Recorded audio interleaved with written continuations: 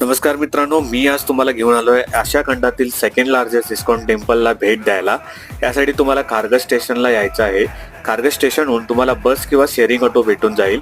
Sharing auto तुम्हाला 20 रुपयामध्ये सोडते. सुरुवातीलाच मंदिराची एंट्री श्री श्री राधा मनमोहन मंदिर ह्या गेटने होते. हे महाराष्ट्रातील मधील सुद्धा खूप मोठं इस्कॉन टेम्पल आहे. हे मंदिर खूप मोठ्या परिसरात पसरलेले आहे.